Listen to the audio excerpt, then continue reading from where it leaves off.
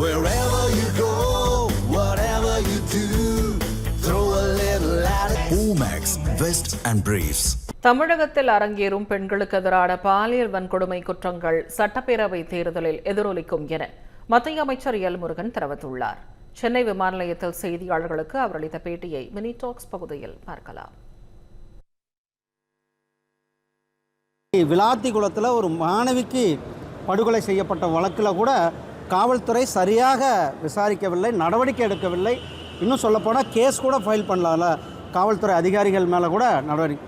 இப்படி எங்கு பார்த்தாலும் கூட இன்றைக்கு தமிழகத்தில் குறிப்பாக தென் மாவட்டங்களில் பட்டியலின மக்கள் மேலே அதிகமான தாக்குதல், அதே போல் வடக்கு இந்த பகுதியில் எல்லாம் சென்னை போன்ற பகுதிகளெலாம் பெண்கள் மேலே மிகப்பெரிய ஒரு வன்கொடுமை, அதே போல் மேற்கு மாவட்டங்களில் நம்மளுடைய சீனியர் சிட்டிசன் என்ற வயதானவர்கள் மேலே தாக்குதல், இப்படி மிகப்பெரிய அளவில் சட்டம் ஒழுங்கு பிரச்சனை தமிழகத்தில் தலைவிரித்து ஆடிக்கொண்டு இருக்கிறது சகோதரர்களே.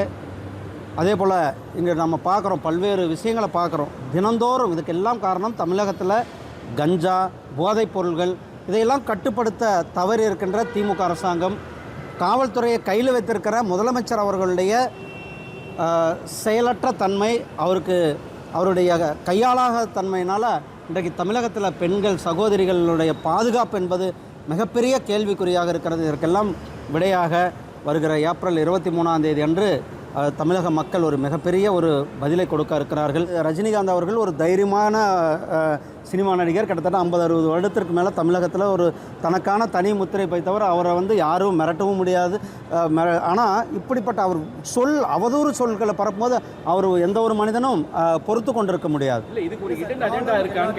ஏன்னா இதில் என்னென்னா ஒரு மனிதன் பாதிக்கப்பட்டிருக்காருன்னா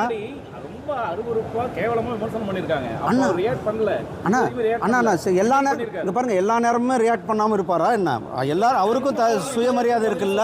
தன்னுடைய சுயமரியாதை பாதிக்கிற நேரத்தில் அவர் தன்னுடைய ஆதங்கத்தை வெளியில படுத்துவது முறையான ஒன்று தான்.